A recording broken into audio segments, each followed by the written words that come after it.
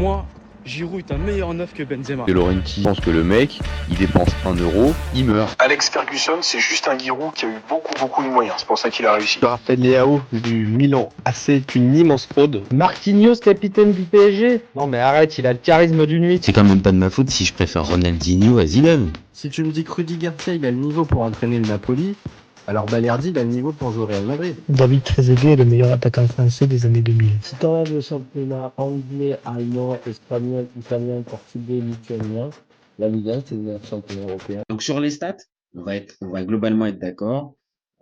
Ça se joue à pas grand-chose. Il y en a un peu plus buteur que passeur, un peu plus sanguin que l'autre, mais globalement c'est difficile d'arriver arriver à les départager. Donc là maintenant c'est nous qui allons faire la diff avec les 4 critères qu'on a déterminés. Et là, on va pouvoir aussi, pareil, débattre. Et je pense qu'on n'aura pas la même lecture forcément. Donc, on va prendre l'importance dans l'équipe. Et donc, sur 10, moi, je te donne ma note. Sur 10, pour moi, Lampard, dans toutes les équipes dans lesquelles il s'est trouvé, pour moi, c'est 8,5 sur 10. C'est le joueur clé, maintenant pas assez, on va dire, important dans le sens où il était tellement bien accompagné, comme on vient de dire, que le jeu ne dépendait pas uniquement que de Franck Lampard. Il était un rouage important, c'était un taulier, il était important dans l'équipe. Beaucoup 8,5 si c'est pas... Ouais. Parce qu'il y a quand même aussi le facteur, il a été capitaine. Même si après, évidemment, il a cohabité avec un mec comme John Terry, mais n'empêche qu'il a été quand même capitaine de Chelsea, donc il a été important, décisif, on l'a dit, avec les buts, les passes, la régularité. Donc forcément, pour moi, oui, dans toutes les équipes dans lesquelles il a joué, on l'a vu avec les stats, il a été important, donc pour moi, c'est 8,5 sur 10. Mais je ne lui mets pas plus, parce que pour moi, c'est qui? C'est Terry le capitaine en Angleterre? Il y a eu Terry, ils ont été plusieurs à se succéder, mais oui, Terry l'a pris une bonne partie du temps. Après, là, je sais pas, je m'en rappelle plus. Voilà, pour être honnête, je me rappelle plus qui était vice-capitaine. Moi, je dirais, j'hésite entre 9 et 9,5. Je vais mettre 9,5 parce que tu as mis 8,5 parce que c'est le taulier, hein, c'est le taulier de Liverpool, c'est juste en Angleterre. Bon, voilà, c'est pas le taulier en Angleterre, il n'est pas tout seul, mais en tout cas, à Liverpool, bon. Ce que je te dis, c'est le patron, là. Il n'y a pas de. C'est sur ça. C'est pareil. En fait, quand il fallait que j'évalue Lampard, j'ai comparé face à Gerrard sur l'importance dans l'équipe. L'influence dans le club, dans l'équipe, aujourd'hui. C'est au-dessus. Gerrard est au-dessus. Je suis obligé. Là, pour le coup. Pareil, c'est parce que. Et c'est en fait, c'est le chien qui se mord la queue dans le sens où Lampard. Il était mieux accompagné, donc il a mis plus de buts, il a gagné plus de titres domestiques, mais en même temps, on le voit beaucoup, mais un peu moins parce que tu as des Drogba, tu as des monstres avec lui. Même Malouda à Chelsea était énorme. Hein. Mais tu peux y aller, hein. Makelele, Essien, Lampard, évidemment Lampard, mais Tchèque dans les buts. Voilà. Terry, Carvalho pendant un temps, Alex, même, on va dire dans son secteur. Ashley Cole. Franchement, il y avait une sacrée équipe. Hein. Alors que Gerrard, comme l'équipe est moins, il marque un petit peu moins, mais du coup, oui, il crève plus l'écran puisqu'il n'y a que lui à certains moments. Alors, encore une fois, n'oublions pas. Il ne faut pas réduire Liverpool, il n'y a pas, oui. C'est ça, c'est que pendant on va dire la première partie de sa carrière, oui, Gerrard, il y a le côté, c'est de par lui que la lumière va venir. Forcément, Gerrard, c'est toi qu'on attend, on attend de toi ça. Maintenant, à partir du moment où Torres arrive, il prend aussi une partie de ce leadership-là et de ce côté décisif dans l'équipe qui décharge un peu. Et il a tellement fait une fin de carrière dégueulasse, Torres, que et encore, il a sauvé les apparences. Hein. Il sauve les apparences parce qu'il termine à l'Atlético Madrid en remportant une Europa League et en rentrant chez lui. Maintenant, c'est vrai que le transfert à Chelsea, le passage à Milan, ça a été vraiment très, très compliqué. La deuxième partie de sa carrière était très compliquée, mais lui aussi, pareil, son prime, il est à Liverpool et quand il est à son prime, quel joueur énorme. Et donc, c'est en ça que Gerrard perd un tout petit peu de son influence. à partir du moment où Torres arrive. Et sur la fin de carrière, bah, ça correspond aussi où il y a Luis Suarez du côté de Liverpool. Et à cette époque-là aussi, Luis Suarez prend une place importante et décisif. Donc, il perd un peu de son importance. C'est normal aussi. Il vieillit aussi parce qu'à ce moment-là, Gerrard a 34-35 ans. Donc, c'est un peu logique que ça soit plus forcément le gars décisif. Mais dans les premières années, je suis d'accord. C'est Gerrard, pas. Gerrard, pour moi, est plus important dans les équipes dans lesquelles il joue que Lampard. Et pourtant, je défends Lampard. Ouais, vas-y. Après, bon, alors maintenant qu'on a terminé sur l'importance dans l'équipe, continuons avec la régularité. Donc, moi, sur 10, Franck Lampard, pour moi, c'est 9. Et j'étais à 2 doigts du 9,5. Mais il y a un truc qui me fait un petit peu tempérer, c'est que sur la fin de carrière, bon, il y a quand même un petit gap au niveau des performances entre en plus le départ en MLS à City et le MLS au FC New York et le passage à City, il est quand même moins fort, bien moins fort même qu'à son prime. Donc c'est pour ça que j'ai pas été jusqu'à 9,5, mais pour moi c'est 9 sur 10 en termes de régularité. Ok. Tu lui mets combien toi? Ah oui, bah parce que sur l'autre, on n'a pas mis les notes. Toi, tu as donné là sur le critère Moi, j'ai donné 8,5 pour l'importance dans l'équipe. J'ai mis 8,5 sur 10. Oui, Et toi, tu avais dit 9,5. oui, mais moi, j'ai parlé de Gérard, hein, 9,5. Mais j'ai pas donné les notes de Lampard. Parce que... Ah, d'accord. Bah, écoute, moi, j'étais parti sur chacun, en fait, donné pour son Oui, poulain, voilà, mais non, mais c'est vas-y. bon, c'est bon. Moi, je mets à Gérard. Non, on va faire comme ça. Moi, on note chacun notre joueur. Moi, je mets à Gérard. En fait, si tu regardes, si je dis pas de bêtises, il y a une dernière saison qui est assez. J'ai du mal à vouloir noter l'histoire des Los Angeles Galaxy où il fait 39 matchs. Je sais pas, j'ai un peu du mal à Ah, le prendre. enfin, oui, forcément, on va dire, à mes yeux, je trouve que ça ternit, et pour Lampard, c'est la même J'ai pas chose. vu un match en plus, hein. Bah Donc, je non, sais mais puis après, on va pas forcément jeter la pierre. Parce que les matchs de MLS et de Lampard et de Gerrard étaient forcément importants à voir? Bon, tu vois ce que je veux dire? C'est pour pas moi, il sûr. est quand même hyper régulier, en tout cas, Gérard, parce que même les dernières saisons, il y a une dernière saison où il est encore hyper impactant, hein. Bah, c'est la fameuse saison dont on parle où Liverpool est à 2 doigts de remporter le titre. Il y a Ouais. cette glissade-là, mais au-delà de cette glissade-là qui coûte le Il y a des match, grosses têtes mais il y dans a la des dernière grosses saison. perfs et il y a aussi cette connexion-là, forcément, aussi, on l'a dit avec Suarez. Et forcément, on va dire, il Et montre limite, un une niveau. des meilleures saisons France SAT, hein. Donc, il regarde, mais Bah, faudra regarder. Et on mettra les stats sur les non. dernières saisons pour bien montrer et bien pousser la régularité. Maintenant, là, encore une fois, on est dans la partie sensibilité aussi, tu vois. Donc, sur la Oui, mais je sensibilité peux comme dire ça, sur la régularité, pour moi, il est hyper régulier, puisque si je dis pas de bêtises, voilà, la saison, ah non, c'est la saison 2013-2014, il est genre dans sa meilleure saison, quoi, quasiment 13 matchs, 13 buts. Et après, il a 2014-2015 où il commence à décliner. Et du coup, franchement, il est hyper régulier, hein, pour moi. Donc, je lui mets 9 9 minimum, hein. d'accord. Enfin, Donc, on va être sur les mêmes, on va être sur les mêmes standards parce que, voilà, je pense le que, truc de Galaxy et la dernière. Enfin, voilà. Mais en tout cas, c'est des mecs qui arrêtent, qui tirent pas, pour moi, en tout cas, tu sais, à faire des saisons de trop, quoi. ah oui, non, non, ça, on est bien d'accord, où on va Après, ils dire, font pas, c'est toujours compliqué parce qu'ils font pas comme Zidane non plus, qui ouais. arrête à son prime, mais qui au final aurait Ça peut-être serait eu une une bonne question. Ça hein. serait une bonne question. Est-ce que le prime de Zidane, pareil, ça peut faire l'objet d'un débat, est-ce que le prime de Zidane, c'est 2006? Bah, Coupe du Monde, oui, mais Ah, attention, il y en a qui vont te dire Euro 2000, c'est peut-être son prime. oui, mais en tout cas, sur cette compétition, il éclabousse. Ah Mais oui, pour l'avoir ça vu change. être allé en plus un mois et demi en Espagne, aller avec voir notre ami Tristan, d'ailleurs Mhm. avec Tristan, qui est chroniqueur. On est allé voir un match aussi des Galaxies. Et enfin, Non, non, non, pas des galaxies, des galactiques quand des même. Non, Galacticos, bah, là là, qu'est-ce que j'ai? Tu vois euh, là, je vais encore me faire. Non, ça va aller. Je pense que ça va aller. Celle-là, je pense qu'il n'y a pas C'est la beaucoup de fatigue. supporters. Il On y a pas dit beaucoup. l'heure à laquelle on enregistre ou pas? Non, non, on va laisser les Voilà. spectateurs se faire une idée. Mais il n'est pas très très J'ai fait tôt. C'est tout ce qu'on pourra Il, dire. il est tôt.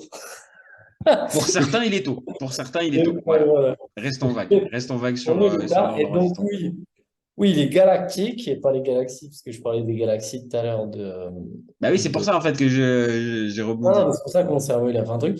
Mais pour, donc, sous l'ère des galactiques, Zidane, la dernière année, il marche. Donc, moi, je trouve quand même, sur le terrain, même s'il fait des matchs, des bons matchs, des très bons matchs, non, moi, ma question, c'était plus, est-ce que Zidane, il n'en avait pas encore sous la semelle? Tu sais, tu as toujours les saisons de D'accord, d'accord. trou. Pour Mais ma pouvoir faire question, le. c'est... Ouais, en fait, c'est ça. C'est que pour moi, Zidane, il ne doit pas arrêter à la fin 2006. Non, ça on est C'est d'accord. son, c'est son délire pour marquer l'histoire et potentiellement finir sur la Coupe du Monde. Et il fait encore plus fort en termes d'émotion parce Ah qu'il a oui. gagné. Mais voilà. Mais quoi, il rentre quand même dans la légende de la dinguerie. Donc, Ah bah en termes de dinguerie, je pense qu'en finale de Coupe du Monde, voilà. on n'en a pas vu Donc, une quoi aussi qu'il grande arrive, depuis, il a hein. fait ce qu'il voulait. C'est-à-dire Oui, mais être... en fait, je rebondissais sur ça parce que je pensais que tu me disais, à la limite, Zidane arrête quasiment sur son prime, à la différence des deux autres là qu'on cite, qu'on est en train de comparer. Mais c'était pas le sens de ton Ah non, propos. en fait, c'est que C'était, je me c'était dis que plus eux, lui, Zidane n'a pas fait la saison de trop, et ces joueurs-là non plus, globalement, non plus. n'ont pas fait la saison de trop. Mais voilà, mais est-ce que. Ouais, non, pour moi, non.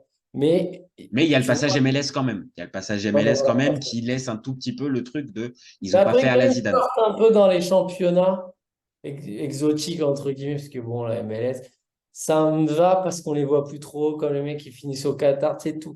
Tu vois, on suit pas, personne, enfin, mettez-nous en commentaire, mais est-ce qu'il y a beaucoup de gens qui vont regarder la MLS ou... Tu vois ce que Non, je veux mais dire? encore plus à cette époque-là où il y a certes, comme d'habitude, pas mal de bons joueurs qui peuvent jouer, mais qui peuvent y évoluer, mais surtout en fin de Ce que je veux dire, carrière. c'est. Mais Ouais. il y a pas de vrai engouement, une vraie opposition, une Mais ce vraie qui est dur, attente autour de ça. Donc à ce quand moment-là, tu non. vois un mec, voilà, quand tu vois un mec qui a été énorme et que tu le vois rester dans un championnat européen et galérer, ça, c'est dur à voir, tu vois. C'est dur Oui, à voir. ou à la limite, tu vois, je suis en train de penser à ce qu'on a pu voir, par exemple, avec Ibra quand il est allé en MLS, où là, réellement, il y avait le côté genre, bon, bah, je viens et je retourne aussi un petit peu le championnat. Ok, je suis parti dans un championnat exotique, mais je le fais pas juste pour prendre le chèque. C'est aussi pour, après, c'était son délire à lui, mais genre, marquer un peu l'histoire du championnat. Là, les deux, bon, ils viennent, certes, en tant que professionnels, mais plus en fin de carrière, mais sans non plus, je te rejoins, sans non plus donner la sensation d'être complètement cramé, Ah cramoisi, ouais. bouilli. Et ils en ont encore sous la semelle, ils arrivent encore à faire une saison. Je te donne un exemple concret de. Bah forcément, hein, souvent je parle de l'OM, mais parce que je l'ai vraiment en tête, c'est Georges Weah qui vient à l'OM. Je Oui, veux ah dire, bah c'est oui, oui, oui, non, non, voilà. ridicule. Bah oui, Tu non, vois, non, et voilà. là, l'image de c'est quand même un énorme joueur.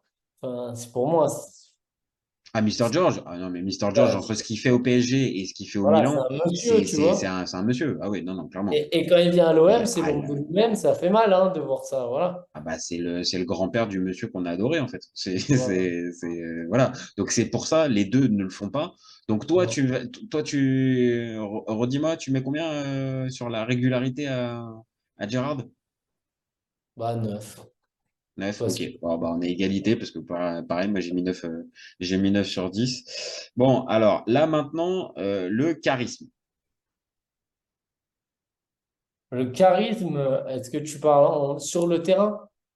Bah, sur et en dehors, parce que autant Que tu faire. vois, autant Gérard, c'est l'élève modèle, genre monsieur un peu l'anglais type, monsieur tout le monde, tu vois, propre et tout.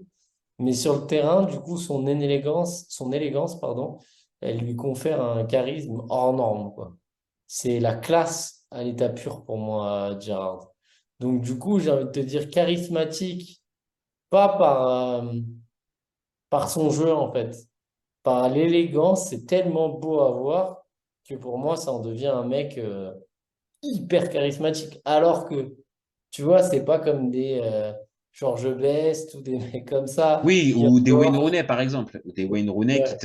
qui te sortent plus, on va dire, par des exploits, on va dire, peut-être moins enfin, bon, encore que Rooney, il y avait de la régularité quand même pendant des années. Mais je vois ce que tu veux dire, c'est-à-dire que, Non, je te parle sur en dehors, moi. en dehors, Que dehors, George Best, Zlatan, tu vois, ces mecs-là, c'est des mecs, ils arrivent en conférence de presse. Déjà, c'est des rois de la punchline. Déjà, mhm. c'est des mecs qui font des punchlines de fou. Et surtout, qui, même quand ils parlent pas, ils imposent. C'est pas le cas de Gerrard. C'est pas un mec qui arrive en conférence de presse. S'il n'a pas ce niveau, tu vois, sa personnalité en dehors du terrain, elle n'est pas folle. Bah, là où je te rejoins, c'est qu'elle est pas folle, mais là où ça me fait un petit peu mal, mais j'ai cette sensation-là, c'est que pour moi, Lampard est encore moins charismatique que, non, non, mais Ah, c'est pas après, faux. après, pour moi, voilà, je le défends parce que je trouve que c'était un joueur énorme, capable de vraiment peut-être pas de débloquer un match comme on a peut-être la sensation juste par son simple talent, mais son intelligence de jeu, son placement, sa frappe de balle. Vraiment, pour moi, j'ai adoré ce joueur-là. Mais j'ai aussi adoré Gerrard aussi dans un autre registre. Mais c'est aussi pour ça que je le défends. Mais par contre, sur le point du charisme, non, j'en vois beaucoup plus du côté de Gerrard. Et pourtant, tu l'as dit, c'est pas non plus un Zlatan, un George Best, un Roy Keane ou ce type de mec-là qui en imposent juste par leur physique ou leur personnalité. C'est pas le cas, mais je trouve plus de caractère, on va dire du côté de Gerrard. Maintenant, voilà. Un Kanto, Là, hein. oui, ou un Kanto. Maintenant, Parce que attention. ces mecs-là, Kanto, Zlatan, euh, George Best, c'est des mecs, c'est des acteurs, quoi. D'ailleurs, Kanto, il a fait. Bon, après, Mhm. on peut critiquer parce que Kanto, le problème Oui, en mais tant il y a qu'acteur. oui, mais il y a une carrière, il y a une carrière. Il y Ah, a une mais c'est carrière quand il d'acteur. parle, quand il a la caméra, il est impressionnant. Mais quand il parle, bon, bah, tu vois que c'est pas un acteur. Mais il a tellement d'aura. Voilà, quand il joue comme un pied quand il parle. Mais quand il parle pas, enfin, c'est un personnage de malade. Mais donc, pour te dire, je vois pas Gérard, tu vois, enfin, ce qu'on appelle le charisme, c'est vraiment ça, c'est l'aura que tu dégages. Et Bah, t'as il y a même une pas aura besoin de parler, collective, en tout le fait. monde t'écoute. Il y a l'aura, elle, pour ces deux-là, et peut-être un peu plus pour Gerrard, il y a une aura sur le terrain qui va Ouais, avoir, on va dire, ouais. cet impact-là. Maintenant, oui, là où je te rejoins, c'est sur la vie du vestiaire, sur l'importance du joueur dans la vie du club, dans la vie. Non, évidemment, c'est évident, l'un comme l'autre, ils sont Ils en ont aucun retrait. côté rock'n'roll. Bah oui, en plus, c'est vrai.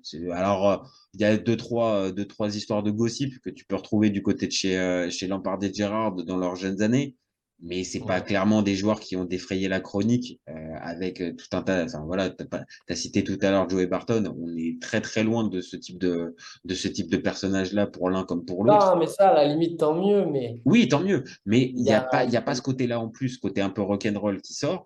Pas de côté punchline forcément, l'un comme l'autre. Voilà, c'est des joueurs un peu polissés et globalement c'est un peu des robinets d'eau tiède pour être un peu méchant en conf de presse. Mais c'est clair, c'est pas des mecs qui te sortent des grosses punchlines. même, voilà, hein, c'est pas des, même Ronaldo, le truc de, même si c'est con, le truc de, allez hop, il y a deux vidéos quand même sur Ronaldo, même si Ronaldo, il le travaille. La différence entre Ronaldo, je pense, Zlatan ou Kanto ou George Best, c'est que eux, ils sont vraiment comme ça de nature et Ronaldo, il le travaille. Tu sais, il le crée, le charisme. Tu vois ce que pour moi, Tu parles de Cristiano, De pardon. Cristiano. D'accord. Cristiano, il a pas vraiment de charisme. Enfin, tout est fake chez lui. Mais en tout cas, il a le sens de. Fais attention à tes propos, hein, parce que là, ça peut être repris, ça. Ça peut être repris. Il est fake. Attention, hein, alors, ça peut, Non, mais je c'est peux, tant non, non, mieux, mais, hein. mais c'est pour la vanne. C'est pour la vanne. Fais attention, c'est un sujet hautement sensible. La critique de Cristiano Ronaldo ou de Lionel Messi, c'est tout de suite une question. Non, mais c'était plus pour rebondir là-dessus. Oui, je sais, Mais mais je te je comprends pense que dans le tu es fond. d'accord. Mais il y a deux punchlines qui sont assez fortes. C'est, bon, la fameuse, le truc du coca, là, il dégage le coca. Mhm. Voilà, où il dit non, pas de coca. Donc, tu vois, ça, c'est de l'impro. Mais ça, tu vois, ça montre quand même le mec. Ça marque les... Oui, ça peut marquer, et ça a Voilà. marqué les esprits. Et il y a un autre truc aussi qui est ouf, c'est quand il y a un gamin d'Asie ou d'Indonésie ou de je sais plus quelle origine, mais en tout cas pas du tout portugais, qui essaye de lui parler en portugais. Je sais pas si tu as vu sur une émission. Et il y a les gens forcément rigolent de, tu sais, nerveusement dans les journalistes parce Mhm. que c'est marrant quand quelqu'un, mais c'est un rire un peu moqueur. Et lui il s'énerve direct en disant pourquoi vous rigolez de lui? Il essaye de faire un truc et il essaye de parler portugais. Vous devriez plutôt Mhm. l'encourager. Tu sens que ça, c'est un vrai truc. Donc, il a quand même ce côté de remettre à sa place les gens. Tu vois un peu que Alors eux, alors que on a tendance à dire qu'il est toujours dans l'acting, il est toujours en train oui. d'être dans la mise à scène. Là, il est sur un truc beaucoup plus naturel et c'est des trucs spontanés, on va dire, qui font, entre guillemets, un En peu fait, plaisir à voir. il est comme ça, Ronaldo, Cristiano. C'est un. Et donc, eux, ils sont pas. Non, ils sont Avec tout pas, non, ce que non. ça comporte, eux, c'est pas des mecs qui vont arriver, qui vont Non, non, taper du. ils sont pas dans cette catégorie-là. Comme on l'a dit, c'est plus par les performances sur le terrain et l'attitude sur le terrain qui peuvent, on va dire, gagner un peu de ça. Mais encore une fois, ils n'auront jamais cette importance-là Charisme, et ce dur de leur charisme. mettre Bah, une bonne note. et puis après, ça s'invente pas non plus au final, hein, tu vois. Donc, il y en a certains qui peuvent gagner en charisme parce qu'évidemment, entre un joueur à 20 ans et à 35, bah, évidemment, c'est pas la même. Tu prends Cristiano, pas Cristiano, mais Sergio Ramos, tu le prends à 20 ans, il a déjà une part de charisme, mais tu le retrouves à 35, bah, c'est plus le même joueur. Donc ça peut se travailler. Maintenant, ces deux joueurs-là, encore une fois, on le termine, bah, il leur manque un petit peu à ce niveau-là d'être au top niveau. Ça reste des très bons joueurs, mais pas particulièrement charismatiques. Mais on l'a dit, toi Moi, je comme leur moi, mettrais- plus Gérard a quand même un peu plus de charisme. Tu mets combien, toi? Moi, je lui mets 7,5 mots. Bah, tu vois, ouais, moi, je mets 8 mais que par les performances, hein, vraiment. Je te dis, moi, aujourd'hui, je suis un fan inconditionnel de Gerrard. C'est le football que j'aime. Je pense que c'est dans mon top 3 de mes joueurs préférés. Ok. Mais euh, franchement, quand on me demande souvent quel est mon joueur préféré, j'ai souvent tendance à le donner parce que, tu sais, pour avoir un avis un peu différent des autres et dire, bah voilà, c'est pas le Maradona, c'est pas Messi, c'est pas Ronaldo, c'est pas Zidane. Parce que, en fait, j'adore le gars sur le terrain. Après, en dehors, Oui, non. oui, oui. Bah là, après, on va dire, même si nous, on s'y attarde un petit peu dans la partie sensibilité, principalement, c'est le terrain qui nous intéresse et c'est les Ouais, émotions voilà. qui nous ont procuré et ce qu'ils ont pu faire sur le terrain année après année. Donc c'est très bien. En plus, là, ça nous arrive au dernier critère, c'est la durée du prime. Alors là, pour le coup, là, c'est vraiment c'est sensibilité contre sensibilité. On pourra toujours discuter avec il a fait une meilleure année là, il a fait une meilleure année ceci, machin. Mais pour moi, un mec comme Lampard, pour moi, a été plus son prime a duré plus longtemps, à mes yeux, que celui de Gerrard, où vraiment Gerrard, il atteint un vrai summum pour moi 2005. Il a, encore une fois, des performances très élevées et il a des ups avec Liverpool. Mais pour moi, Lampard, en fait, il y a une espèce de progression constante jusqu'à, allez, on va dire, je pense, la Coupe du Monde 2010, ce que j'ai pas retrouvé forcément chez Gerrard. Bah, après, est-ce que c'est aussi les coéquipiers qu'il a pu avoir qui lui ont permis justement d'étirer son prime peut-être plus longtemps à la différence de Gerrard. Mais pour moi, là vraiment, et j'ai pas noté Gerrard sur ce niveau-là, mais pour moi, le prime est plus long du côté de Lampard. Et après, voilà, est-ce qu'on peut noter ça sur 10? Bah, j'en sais rien, mais pour moi, Non, non. c'est à l'avantage de Peut-être, Lampard. mais après, l'idée du Prime, on s'accroche souvent avec Ronaldinho et tout ça. Tu me dis qu'il a fait 1 an et demi. Oui, mais là, ok, sur Ronaldinho, je peux l'entendre parce qu'il fait qu'1 an et demi ou 2 ans, bref. Mais il fait quand même, enfin, encore une fois, il est peut-être un peu au-dessus. Mais Gerrard, c'est quand même un mec qui a régné enfin, à Liverpool et sur le foot pendant 15 ans, quoi, tu vois, ou 12 ans. Ou je sais Bah, pas. je te rejoins sur ça, mais après, c'est pareil, depuis le début de notre débat, c'est ça, c'est qu'encore une fois, l'équipe dans laquelle il évolue ne lui permet pas aussi peut-être d'avoir ce prime-là, peut-être plus long en fait, et que à force, bah oui, qu'on tire sur la corde pendant un temps. Je me rappelle de Rafa Benitez qui le met même à certains moments quand il est blessé et surblessé. La différence, c'est qu'à Chelsea, à ce moment-là, Ouais, quand ouais. Lampard il est véritablement blessé, bah, on l'a dit tout à l'heure, il y a des Essien, il y a des Ballack, il y a des Deco, il y a des Thiago, enfin, tu vois, il y a du monde qui peut prendre la relève. À Liverpool, c'était beaucoup plus compliqué. Dès que Gerrard n'était pas là, bah, le jeu s'en ressentait. Donc, c'est aussi une des raisons pour lesquelles, pour moi, je trouvais que Lampard, au-delà des titres et tout ça, c'est-à-dire que la régularité et la durée, on va dire, du moment où il tire toute l'équipe vers le haut, ouais, c'est plus long que Gerrard. Maintenant, pour faire un pas vers toi, c'est pas non plus évident comme Ronaldinho, par exemple, on pourrait faire avec 1 an et demi contre un joueur qui a été au plus haut niveau pendant 10 ans. Je suis d'accord, ça saute pas aux yeux. En sensibilité, pour moi, c'est Lampard qui est au-dessus, mais ça peut encore une fois se discuter. Et donc, du coup, pourquoi Lampard est meilleur que Gerrard là? Parce qu'on a fait tous les critères Ouais, là. on a fait tous les critères. Bah pour moi, on va dire en guise de conclusion, alors je vais pas me réfugier dessus, mais il y a plus de buts, même si on l'a dit c'est léger, il y a quand même plus de buts. Il y a des titres, il y a des petites différences au niveau des titres, avec plus de titres domestiques, comme tu l'as dit tout à l'heure.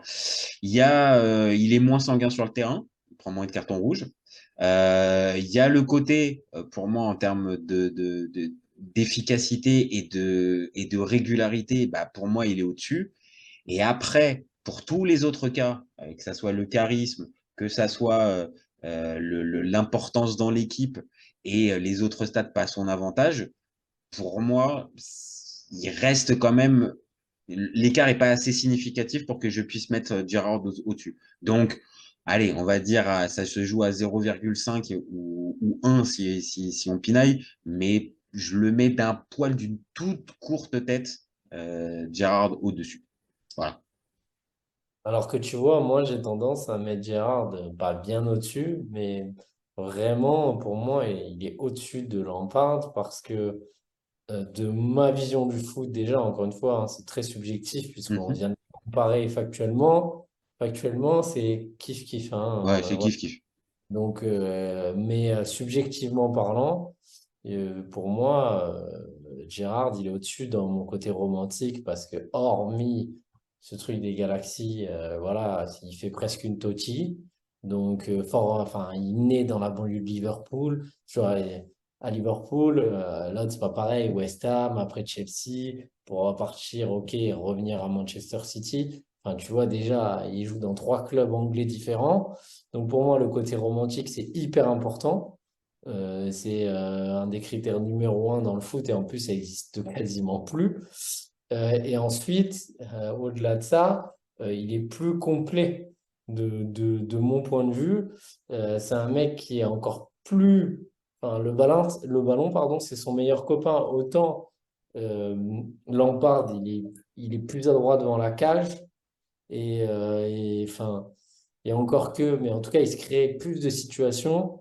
Gérard, pour moi, c'est plus complet. Je le vois sur les coups francs, je le vois meilleur. Il est transversal, pied droit, pied gauche.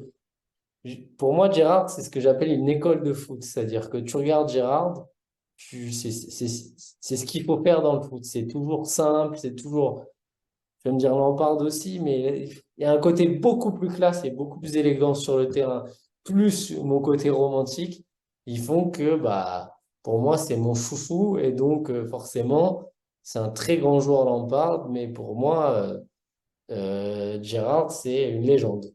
Voilà, dans mon point de vue, dans ma façon de voir le foot. Eh ben, écoute, je pense que voilà, il nous reste 1 minute, donc c'est parfait pour terminer. Donnez-nous vos avis de votre côté. Dites-nous Mais si vous c'est êtes dur plutôt de team. choisir, hein, Ah, c'est c'est ça, voilà, hein. du caviar contre du homard. Enfin, Donc dites-nous si vous êtes plutôt team Omar ou team Caviar. Donc, Team Lampard ou Gerrard, donnez-nous vos avis, voilà, parce que là, pour le coup, c'est vraiment une histoire de sensibilité. Et puis, vous gardez en tête qu'on est ouvert toute l'année. Ciao les copains. Ciao. Allez,